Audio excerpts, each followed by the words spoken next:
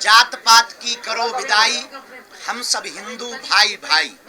जात पात और भेदभाव को जड़ से हमें मिटाना है, हमें भारत भव्य बनाना है।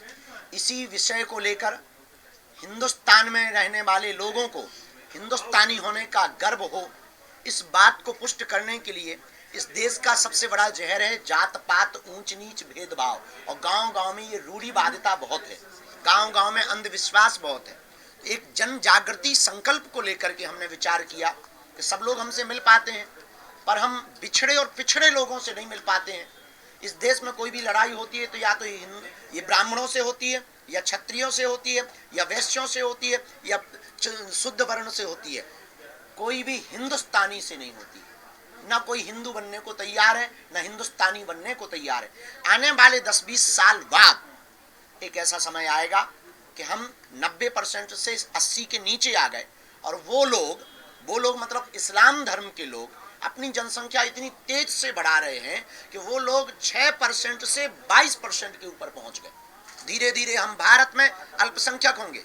लगभग 65 देश हैं इस्लामों के, 95 से ज्यादा देश हैं ईसाइयों के, पर पूरी दुनिया में एक भी ऐसा देश नहीं है जो हिंदुओं के लिए हो। Suriname, Cambodia, Indonesia, Nepal, Fiji, Mauritius, इन देशों में रहने वाले हिंदुओं पर वहां की सरकार अगर अत्याचार करती है, आज जैसे कनाडा में कर रही है, और अगर उनको भगा दिया जाता है, तो हिंदुओं के लिए एक भी जगह नहीं है जहां वो सुरक्षित रह सके। इस बात को लेकर के अब हमने ठाना है 21 नवंबर से 29 नवंबर तक हिंदुओं को जगाने के लिए हम 160 किलोमीटर की राम राजा ओरछा तक बागेश्वर धाम से पद यात्रा कर रहे हैं। बिछड़े और पिछड़े लोगों को गले लगाएंगे और हम भिक्षा मांगेंगे कि हिंदू एक हो जाओ और हम सब हिंदू एक हैं, इस बात की भिक्षा मांगेंगे। शेष आपके जो भी प्रश्न हो यात्रा से संबंधित अथवा जो भी आपके मन में भाव हो पूछ सकते हैं। क्या काम उनकी दुकानें या वो बिल्कुल हमने कहा है, हमने ये कहा मेरे अंगने में तुम्हारा क्या काम भाई। मक्का मदीना में हमें नहीं बुलाया जाता। आप इतने ही उदारवादी गंगा जमुनी क्यों मक्का मदीना में हमारी दुकान लगा दो, हम भी गरीब ही हैं भैया। आप इतने भारत में हिंदू गरीब हैं, आपकी मजारों के सामने हम लोगों की दुकानें नहीं लगती, तो मेरे अंगने में तुम्हारा क्या काम। आपको त्रिवेणी का ज्ञान नहीं, संगम का ज्ञान नहीं, संतों के मान का पता नहीं, कथा का आपको पता नहीं, संतों की महिमा का पता नहीं, खालसा क्या होते हैं, पंथ क्या होते हैं, इसके बारे में आपको पता नहीं, तो आप वहां जाकर के करोगे क्या? धंधा करके मूत्र कांड करोगे, थूक कांड करोगे।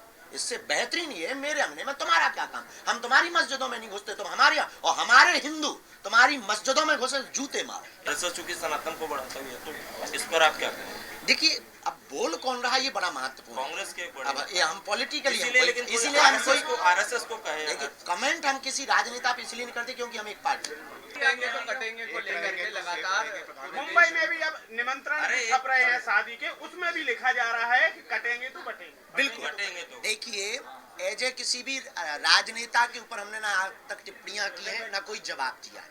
हमारे स्वभाव में है, क्योंकि हमारा रास्ता एक अलग है, आध्यात्मिक रास्ता है। पर अगर वो एज ए मुख्यमंत्री, जो माननीय उत्तर प्रदेश के मुख्यमंत्री, अगर उन्होंने महात्मा होने के नाते ये नारा दिया, कट्टर हिंदू होने के नाते, बहुत अच्छा दिया। लोगों ने अपने अपनी दृष्टि से देखा, हमने इसको ऐसे देखा कि अगर हम भारतीय आपस में बटेंगे तो चीन वाले हम लोगों को काटेंगे, पाकिस्तान वाले हम लोगों को काटेंगे, हम लोगों को विदेशी ताकतें काटेंगे, और सही भी है। इसलिए भारत के प्रधानमंत्री ने कहा एक रहेंगे सेफ रहेंगे। पर एजे अगर कोई पॉलिटिकली बयान कहो तो इस पर हमारी कोई टिप्पणी नहीं, पर हिंदुस्तानी होने के नाते ये टिप्पणी है कि हम भारतीयों को बटना नहीं है, बटेंगे तो सच में। लेकिन घुसपैठिए लगातार आ रहे हैं, घुसपैठियों को लेकर के भी चर्चा चल रही है कि घुसपैठियों को बाहर करना चाहिए।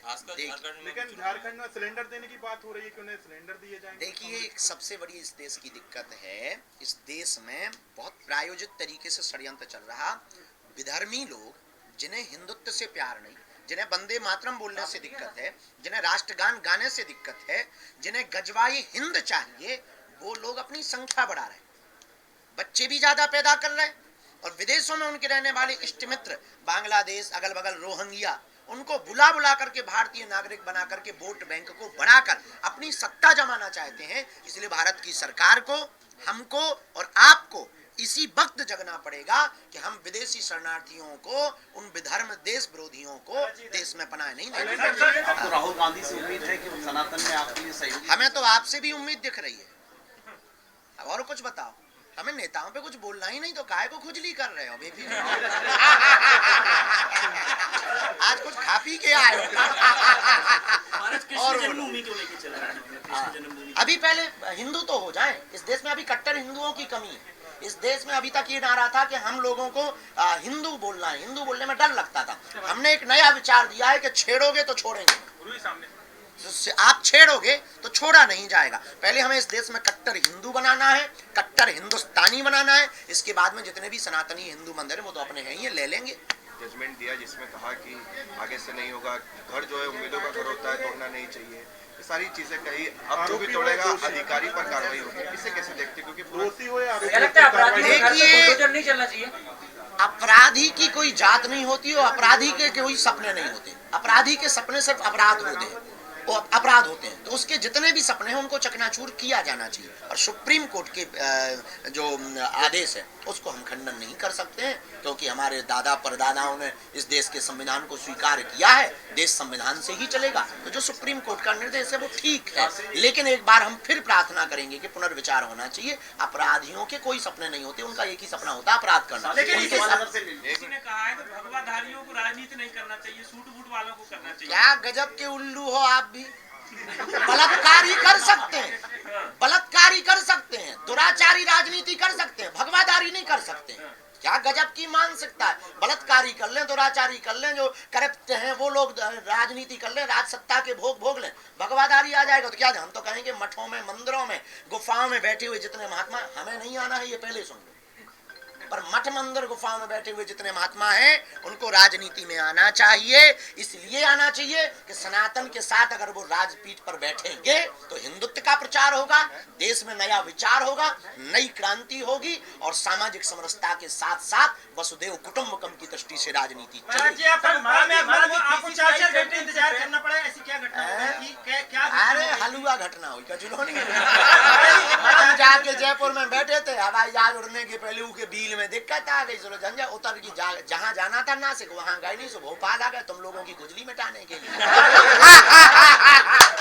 घटना थोड़ी। अब करो या मरो की बारी है, भारत पर संकट भारी है, इसलिए अब घर से बाहर हम हिंदुओं को निकलना होगा। तौकीर रजा ने कहा है कि हम जाम कर देंगे, वो कानून की रूह कांप जाएगी, हिंदुओं की रूह कांप जाएगी। तौकीर रजा को हम धन्यवाद दे रहे हैं कि तुमने हिंदू जगाने के लिए एक नया संग्राम छेड़ा है। तुम कह रहे हैं कि हम जो है दिल्ली तक, जयपुर से दिल्ली तक आएंगे और जाम करेंगे और हिंदुओं की रूह कांप जाएगी। तौकीर रजा साहब, इस देश संविधान से चलेगा, कानून से चलेगा। तुम कह रहे हो कि तुम जाम करोगे तो रूह कांप जाएगी, हम भी आएंगे तो तुम्हारी भी। सियावल रामचंद्र की जय। शिक्षा का मुद्दा है इस देश में, जात पात का मुद्दा है इस देश में, अंधविश्वास का मुद्दा है इस देश में। हम जहाँ क्षेत्र में रहते हैं वहाँ हॉस्पिटल नहीं है, सड़कें नहीं है, पानी नहीं है, ये देखो आओ। संविधान का भी मुद्दा बता रहे हैं, संविधान का ऐसे तो बहुत मुद्दे हैं, एक आध तो पूरा करके बतवा दो तुम पहले। महाराज जी, बीसीसीआई ने फैसला लिया है कि जो चैंपियनशिप है क्रिकेट की, इंडियन टीम पाकिस्तान नहीं जाएगी, किस तरह से देखते हैं? अब देखिए, पाकिस्तान इसलिए नहीं जाएगी, बेचारे भिखमंगे हैं, उनकी हालत ठीक नहीं है। कल के दिन खान पान व्यवहार ठीक ना हो पे तो अपन बेइज्जती करने थोड़ी जाएंगे, भूखे मारने थोड़ी जाएंगे। ठीक निर्णय लिया है। पाकिस्तान क्यों जाए, क्या जरूरत है? उसने हर बार धोखा दिया है, हर बार उसने वादे तोड़े हैं, कितने समझौते नहीं हुए, हर समझौते को उसने तोड़ा है, जितने समझौते हुए सब तोड़े हैं। क्या ठिकाना हमारे यहाँ के उन लोगों को भी किडनैप कर ले, उनका कोई ठिकाना नहीं है, भरोसा नहीं है। पहले वो भरोसा जीते, शरण में आवे, इसके बाद अभी वो दूसरे के दम पे जिंदा है, चीन के दम पे जिंदा है। पहले वो भारत की शरण में आवे, इसके बाद में देखा जाएगा। Eklavya University Damoh will guide you towards a bright future. 28 acres of lush green campus, largest campus of Bundelkhand, experienced and dedicated faculty. 50 future-ready courses taught in 12 different schools, separate courts and ground for sport, fully equipped lab and workshop, safe and fully equipped separate hostel for girls.